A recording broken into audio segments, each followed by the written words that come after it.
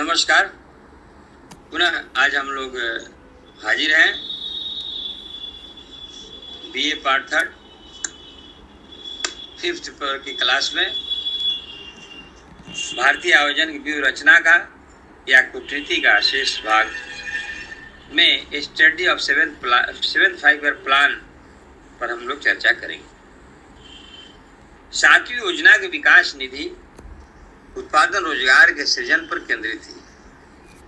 इसे फसलों की गहनता क्रॉपिंग इंटेंसिव के द्वारा संभव बनाया जाना था और फसलों की गहनता को सिंचाई के साधनों के विस्तार, निम्न उत्पादकता वाले क्षेत्र तथा लघु किसानों के बीच नवीन कृषि तकनीकी के विस्तार, ग्रामीण विकास के विभिन्न कार्यक्रमों द्वारा ग्रामीण क्षेत्रों में अधिक उत्पादक साधनों के सृजन पर जोर था।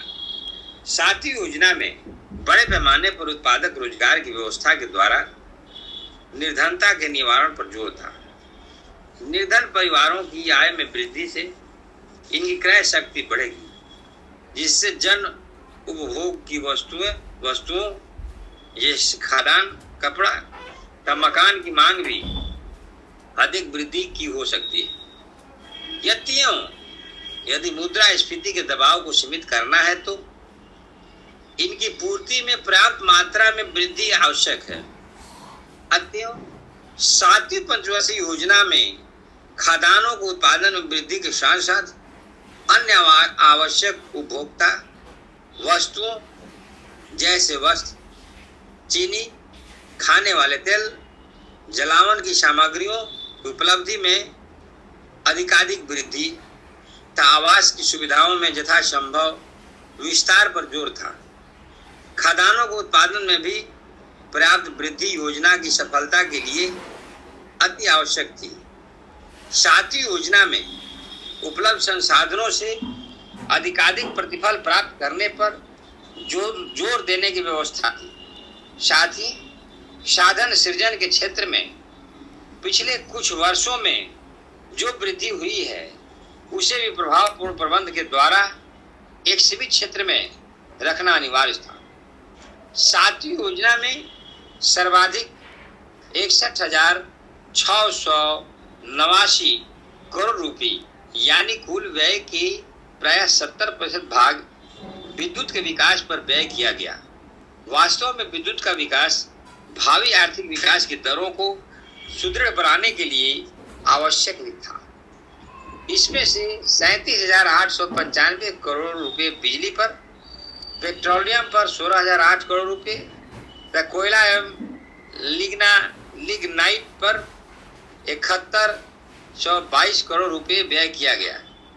इसके बाद समाज सेवाओं का स्थान था, जिस पर 7वीं योजना में 34,960 करोड़ रुपए यानी कुल व्यय का 16% भाग व्यय किया गया। 7वीं योजना में उद्योग एवं खनिज पर 29,222 करोड़ रुपए यानी कुल व्यय का 14% भाग व्यय किया गया। इसमें से कुटीर एवं ग्रामीण उद्योगों पर 3250 करोड़ रुपए व्यय किया गया। यातायात पर भी कुल व्यय 29,548 तथा संचार पर 8426 करोड़ रुपए यानी 4% व्यय किया गया।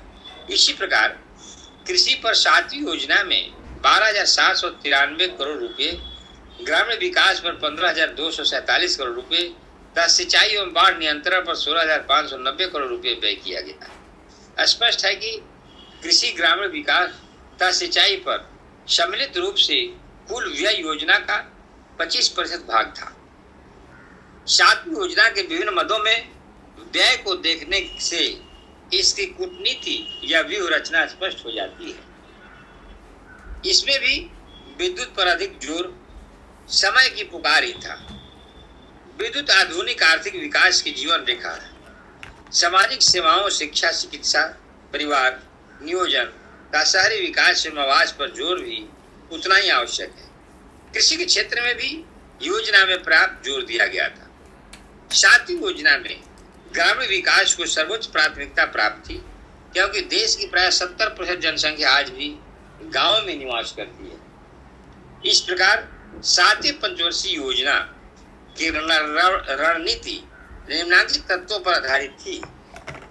खदानों के उत्पादन में वृद्धि करना, रोजगार के अवसरों में वृद्धि करना तथा उत्पादकता में वृद्धि करना। खदान रोजगार तथा उत्पादकता में वृद्धि करने के लिए निम्न प्रयत्न किए गए। फर्स्ट, नियोजन का विकेंद्रीकरण, विकास कार्यों में जनता की पूरी साझेदारी। सेकंड, अधिकाधिक मात्रा में उत्पादक रोजगार का सृजन करना। थर्ड, निर्धनता निवारण तथा विभिन्न प्रदेशों, शहरों एवं गांवों के बीच आर्थिक समानता को दूर करना। फोर्थ, उपभोग के ऊंचे स्तर पर खदानों में आत्मनिर्भरता प्राप्त करना। फिफ्थ, सामाजिक सुविधाओं जैसे शिक्षा, स्वास्थ्य, पोषण, सफाई व आवास में उच्च स्तर प्राप्त करना। सिक्स्थ, निर्यात संवर्धन एवं आयात प्रतिस्थापन से आत्मनिर्भरता में आंशिक वृद्धि करना। सेवन, लघु परिवार की मान्यता को स्वेच्छा से अपनाना तथा आर्थिक एवं सामाजिक क्रियाओं में स्त्रियों को उचित स्थान दिलवाना। एट्थ, उद्योगों में प्रतिस्पर्धा, कार्यकुशलता एवं आधुनिकीकरण में वृद्धि करना। नाइन्थ, ऊर्जा संरक्षण एवं गैर परंपरागत ऊर्जा के स्रोतों का विकास करना। लास्ट, पर्यावरण एवं परिवेश की रक्षा करना। इस प्रकार हम लोग सातवीं पंचवर्षीय योजना के स्ट्रेटजी की समाप्ति की ओर बढ़ रहे हैं और पुनः आठवीं पंचवर्षीय योजना की क्या रणनीति थी, क्या स्ट्रेटजी थी, उसकी चर्चा हम लोग करेंगे। आठवीं पंचवर्षीय योजना 1 अप्रैल 1992 से प्रारंभ की गई और 1990-92 के बीच 2 वर्षों की वार्षिक योजना के रूप में समायोजित किया गया। आठवीं योजना के दृष्टिकोण पत्र में कहा गया है कि भारत की पिछली योजनाओं में महालनोबिस मॉडल को अपनाए जाने के कारण अमीर और गरीब के बीच की खाई बढ़ी है। अतः योजना की रणनीति का केंद्र बिंदु विकास न होकर रोजगार बनाया गया। Employment was declared as the focal point of the EAT plan. इसके लिए निम्न कूटनीति अपनाने का कार्यक्रम निर्धारित किया गया। फर्स्ट, अर्थव्यवस्था के आर्थिक विकास की दर 5.6% करने हेतु नीतियों, प्रक्रियाओं एवं प्रयासों की खोज करनी होगी। सेकेंड, बचत दर को बढ़ाने के उपाय खोजना तथा सार्वजनिक क्षेत्र में अधिक बचत को संभव बनाया जाना चाहिए। थर्ड, कृषि विकास एवं निर्धन किसानों के हितों को प्रभावित किए बगैर कृषि पर दिए जाने वाले अनुदान को सीमित किया जाना। फोर्थ, विदेशी व्यापार में सुधार करके निर्यातों को बढ़ाना तथा औद्योगिक विकास में वृद्धि करना। फिफ्थ, रोजगार नियोजन के आधार का निर्धारण किया जाना। सिक्स्थ, शहरीकरण से उत्पन्न विभिन्न समस्याओं का समाधान किया जाना है। सेवेंथ, जनता के प्रभावपूर्ण सहयोग, जनसंख्या नीति में महत्वपूर्ण बातों को सम्मिलित किया गया है। पूर्व योजनाओं की तरह आठवीं योजना में भी विद्युत उत्पादन पर सर्वाधिक जोर दिया गया। आठवीं योजना में इस मद में 1,15,561 करोड़ रुपए व्यय की व्यवस्था है, जो योजना के कुल व्यय का प्राय 27% भाग है। वास्तव में देश के कुल भाग में विद्युत की कमी देश के आर्थिक विकास में सर्वाधिक प्रमुख बाधा सिद्ध हो रही है। इसके बाद सामाजिक सेवाओं का स्थान है, जिस पर 7912 करोड़ रुपए यानी 18% भाग व्यय का आयोजन है।